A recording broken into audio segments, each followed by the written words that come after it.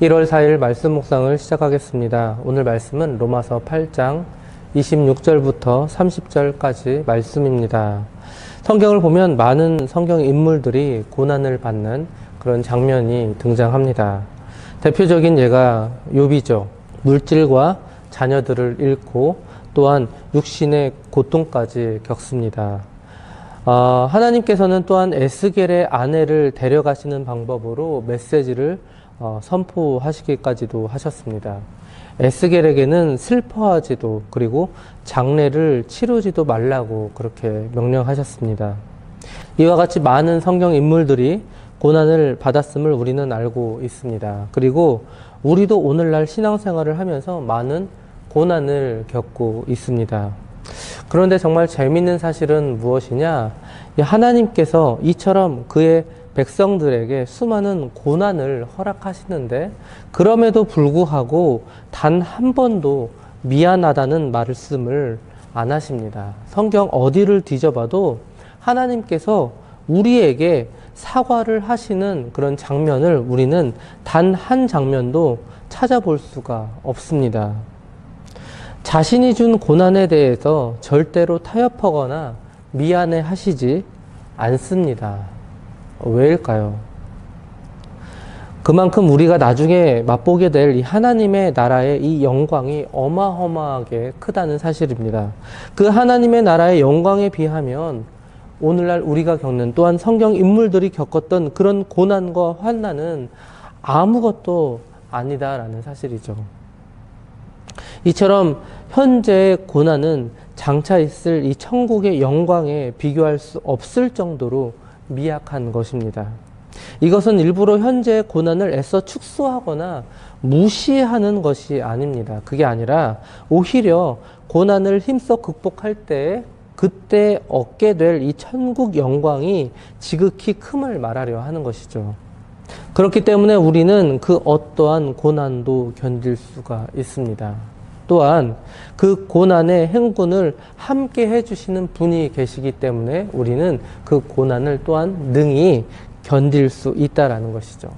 왜냐하면 슬픔도 고난도 나누면 반이 되기 때문입니다. 이처럼 우리의 고난에 끝까지 동참하시며 우리를 도우시는 분은 누구일까요? 바로 성령님이십니다. 26절입니다. 이와 같이 성령도 우리의 연약함을 도우시나니 우리는 마땅히 기도할 바를 알지 못하나 오직 성령이 말할 수 없는 탄식으로 우리를 위하여 친히 간구하시느니라. 이와 같이 앞서 우리는 고난 중에서도 소망으로 인내해야 함을 말씀으로 배웠습니다. 즉 이와 같이 성령님께서도 우리를 끝까지 보호해 주신다는 말씀이죠. 그래서 구원에 이르도록 우리를 이끌어 주십니다. 우리의 연약함을 도우시나니 의롭다고 칭함을 받은 우리지만 우리는 여전히 부패하고 타락한 본성을 지니고 있습니다. 그래서 때로는 넘어지기도 하고 때로는 방향을 잃어버리기도 하죠. 그러나 성령님께서 우리의 손을 잡아주셔서 우리를 일으켜 세워주시기도 하시고 때로는 진리 가운데로 인도를 하신다는 뜻입니다. 성령님께서는 이처럼 성도를 양자로 보증해 주는 것만으로 끝내지 아니하시고 최종적으로 구원이 완성될 때까지 우리를 도와주신다라는 것이죠. 우리는 마땅히 기도할 바를 알지 못하나 그리고 성령님께서는 우리의 기도를 도우시는 분이십니다. 우리는 기도할 때 죄인됨을 철저하게 자각하고 겸손한 마음으로 해야 되는 것은 물론이거니와 성령님의 도우심을 통해서 우리는 간구해야 합니다.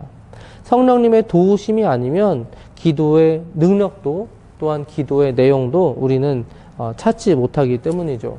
사실 여러분 우리가 기도할 때 이때까지 지금까지 우리가 기도할 때 가장 많이 소외되신 분이 바로 성령님이셨습니다. 우리는 지금까지 하나님 아버지께 기도를 전달했습니다.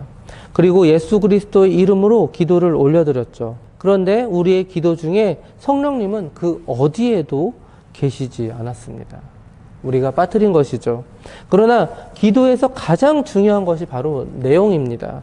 이 기도의 내용은 바로 성령님께서 주관하고 계십니다. 그래서 우리는 앞으로 기도할 때 그 기도의 내용에 집중하여 성령님께서 원하시는 그런 기도를 하나님 아버지께 올려드려야 할 것입니다. 오직 성령이 말할 수 없는 탄식으로 성령님께서는 우리가 의식하지 못하거나 깨닫지 못하는 사실들을 미리 알고 계시는 분이시죠. 그래서 우리를 위해서 성부 하나님께 간구하시는 분이십니다. 그래서 사실 기도는 성령님의 전적인 사역이라고 해도 과언이 아니죠. 성령님께서는 우리가 어떤 기도를 올려야 할지, 또 막막한 순간에서도 말할 수 없는 탄식으로 우리를 위해서 그렇게 간구하시는 분이십니다. 즉 우리는 성령님의 이 역사에 민감하게 반응하여서 사역에 동참하는 그런 기도를 올려드려야 합니다.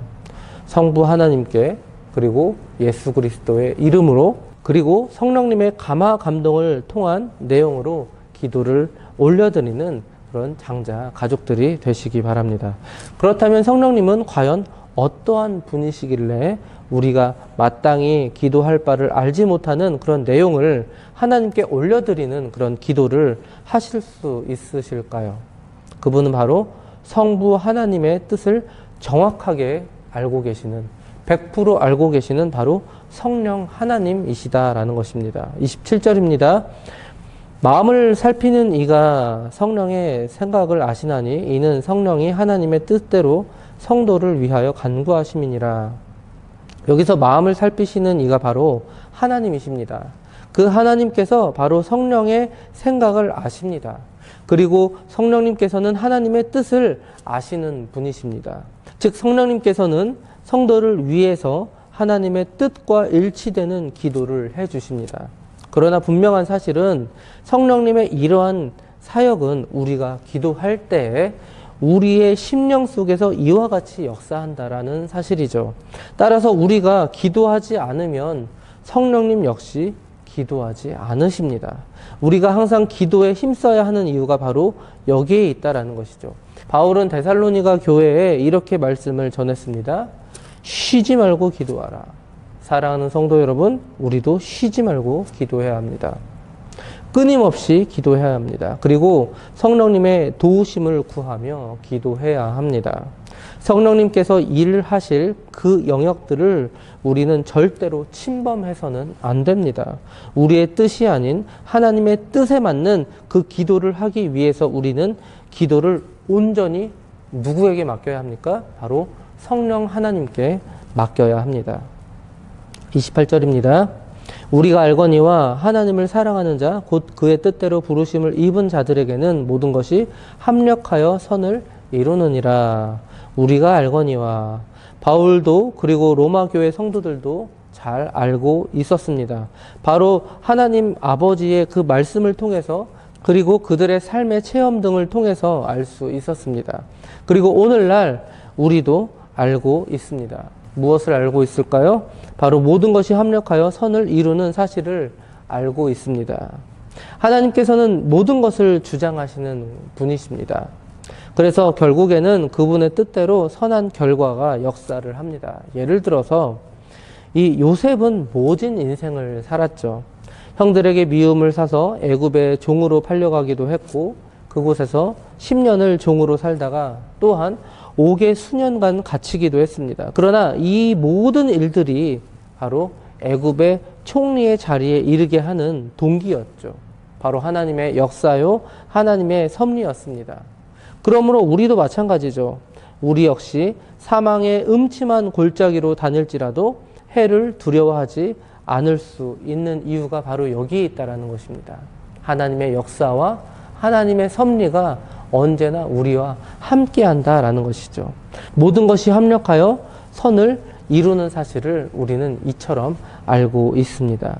다시 말씀드리지만 성령님은 넘어진 우리를 일으켜 세워주십니다. 그리고 우리의 손을 잡고 올바른 길로 다시 인도해 주십니다. 그리고 그 잡은 손을 놓지 않으시고 끝까지 붙잡아 주심으로 인하여서 우리를 영원한 구원으로 인도해 주십니다. 이처럼 성령님으로 말미암아 영원한 구원이 우리에게 보장됨을 알 수 있었습니다. 그리고 또 하나가 있습니다.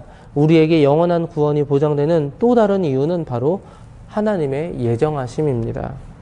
하나님을 사랑하는 자, 곧 그의 뜻대로 부르심을 입은 자들에게는 앞에서 모든 것이 합력하여 선을 이루게 하신다고 말씀드렸습니다. 그런데 어떤 자들에게 이런 은혜가 주어지냐?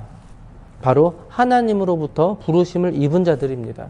하나님께서 우리를 택하신 사건은 우리가 그분을 알기 전에 이미 일어난 일이죠. 그런데 성경을 보면 성도가 하나님께 부르심을 입은 것이 마치 하나님을 사랑하는 것에 대한 보답으로 주어지는 것처럼 보입니다. 그러나 그렇지가 않습니다. 구원은 어떠한 인간의 행위에 대한 보답으로 이루어진 것이 결코 아닙니다. 그리고 또 한 가지, 하나님을 사랑하는 자와 부르심을 입은 자는 동격입니다. 즉 하나님을 사랑하는 자가 하나님께 부르심을 입은 자이고 하나님께 부르심을 입은 자가 바로 하나님을 사랑하는 자라는 것이죠. 여기서 중요한 것은 하나님께서 우리를 미리 선택하셨다라는 것입니다. 그 선택으로 말미암아 우리의 구원은 이미 확실히 보장된다는 것이죠. 모든 것이 협력하여 선을 이루는 그 은혜에 동참할 수 있다라는 것입니다. 그렇다면 하나님께서는 이처럼 우리를 왜 미리 선택하시고 그리고 우리를 왜 끝까지 구원의 길에 동참하게 하실까요? 바로 예수 그리스도의 형상을 본받게 하기 위해서입니다. 29절입니다. 하나님이 미리 아신 자들을 또한 그 아들의 형상을 본받게 하기 위하여 미리 정하셨으니 이는 그로 많은 형제 중에서 맏아들이 되게 하려 하심이니라. 그 아들은 바로 예수 그리스도이십니다. 그리고 형상이란 단순히 외적인 모양을 가리키는 것이 아니라 그 성품과 인격까지도 포함합니다. 즉 하나님께서 성도들을 택하신 이유는 그들로 하여금 예수 그리스도의 장성한 분량에까지 자라게 하시기 위함입니다. 어떤 사람은 성도가 예수 그리스도의 형상을 본받는 것이 예수께서 재림하실 때 일어나는 일이라고 주장하는데요. 그러나 그렇지 않습니다. 성도의 성화는 예수님을 믿고 또 죄와 사망의 법에서 해방된 그 순간부터 시작됩니다. 왜냐하면 성령님께서 계속해서 우리를 진리 가운데로 인도하시기 때문이죠. 그렇다면 이러한 질문도 할 수가 있죠. 성령님께서 계속해서 인도해 주시기 때문에 하나님으로부터 선택받은 자는 그 어떠한 노력 없이도 하나님의 그 아들의 형상을 본받을 수 있을까요? 절대로 아닙니다. 이러한 성화의 과정은 성령님의 인도하심 뿐만 아니라 우리의 노력도 반드시 필요합니다. 앞서 하나님을 사랑하는 자가 그의 뜻대로 부르심을 입은 자이며 그 뜻대로 부르심을 입은 자가 바로 하나님을 사랑하는 자라고 말씀을 드렸습니다. 즉 하나님을 사랑하는 마음으로 성화의 과정을 인내하며 밟아 나아가야 한다는 것입니다.